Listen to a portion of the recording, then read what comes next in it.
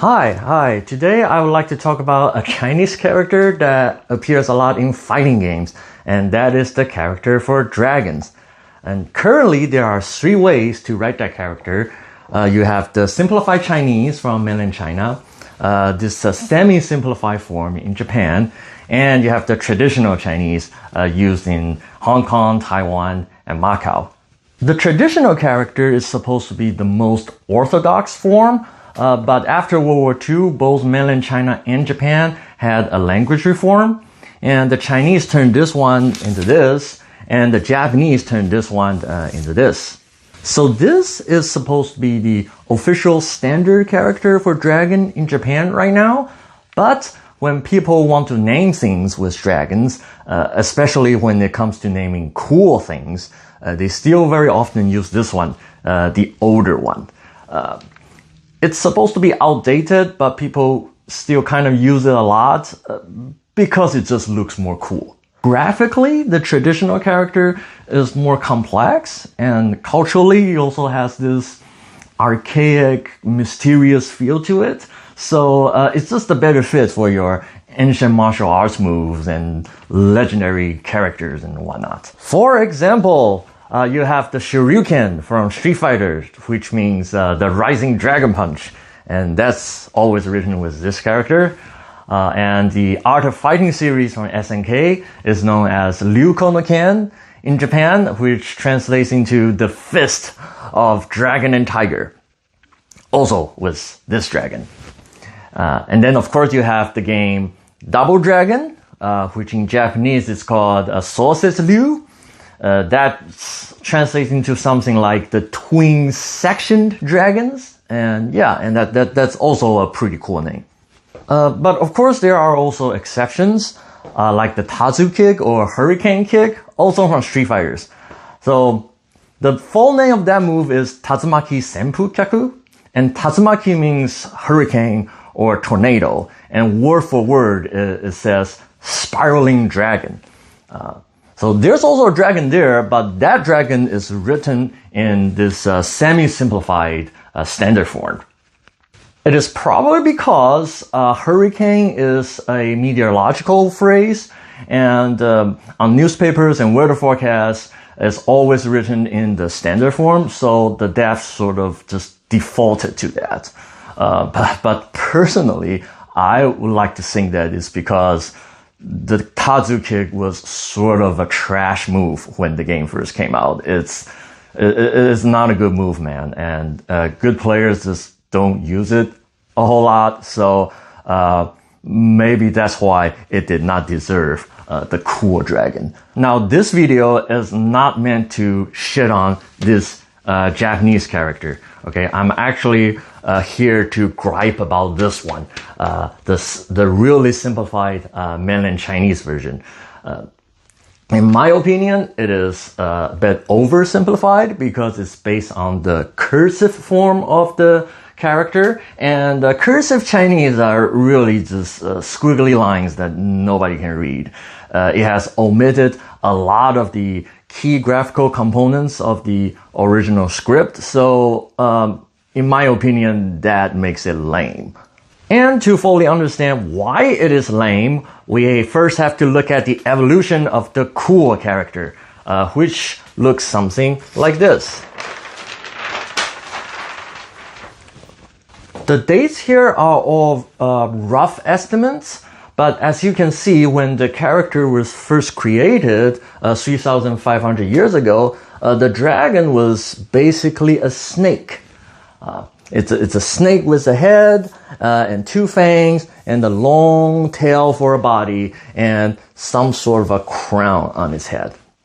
And it sort of makes sense because if you look at the Chinese dragon today, it's basically a giant twisting snake with tiny little T-Rex hands attached here and there. In fact, that's the creature that appears when you collect 7 Dragon Balls, the Shenron. The Ron in Shenron also stands for dragon. And what do you know? That character is also written like this in the cool traditional form. Because, come on, man, it is Dragon Ball. Everything about that show is awesome. So of course they have to choose the cooler character. So the Chinese dragon was originally some kind of a magical super snake with a crown on its head. This crown is actually kind of important, but we'll come back to it later. First, let's go through its evolutionary process. So you can see here, originally it's a snake with two fangs, and then later on, a few centuries later, the head sort of got opened up into a mouth or a jaw with the two fangs still inside. And then later on, the jaw got more pronounced, still has the two fangs, and people started drawing the tail separately from the head. And later still, the tail and the head got completely separated, and you got these extra wavy lines here on the tail for embellishment. And then finally, you have the traditional character that we have today. So that's the character of dragon for you. It's basically a crown with a mouth or jaw with two fangs inside and a body here, a long snaky body on the side here.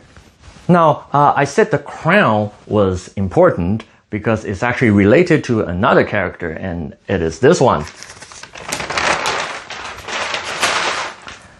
This, in Japanese, is pronounced Tei or Mikado. It means emperor nowadays, but originally it meant something else. It's actually the name of a god. Now, at some point in Chinese history, the rulers of China decided to deify themselves, so they upgraded the title from the king to this character. In fact, the modern Chinese word for the Christian god is called 上帝, literally meaning the higher god or the upper god. That also uses this character, so it can still mean God in that sense. And originally, when standing by itself, this character represents a supreme deity of some sort. It's not like the capital G God in the West, because the Chinese were polytheistic people. We worship a lot of different things like ancestors and magical snakes and whatnot. But this god, this Tei, is sort of like the final boss of gods, the god of all gods, if you will. It's like the Chinese Zeus or the Chinese Odin. Now, we're not quite sure what the bottom half of the god character means. Some people say that there are beams of light radiating from the sun, or some other people think they are stacks of firewood meant to be used in a burning ritual, or it could be an anus, we don't know. But we are pretty sure about the top part being related to the dragon's crown, because their shapes have remained consistent throughout the evolution of the characters. So there you go. That's why the dragon is such an important symbol in Chinese culture, because it is basically a god snake. It's a snake with the supreme deity's crown on its head. Now, I don't know about you, but I think the phrase god snake is pretty badass. 9 out of 10 times, if you replace the word dragon with god snake, I think it would still come out pretty cool. So that is why earlier I said that the simplified version of this character, this one, is kind of lame because it doesn't have the goddamn crown anymore. The Japanese one at least still has the crown. So that's why, guys, if you have to tattoo the character of dragon onto your body, please use the cooler one. I know it's probably gonna hurt more because it requires, more ink. But trust me, man, the cool factor is well worth the pain. You want your dragon to say God Snake, and not just some random stuff.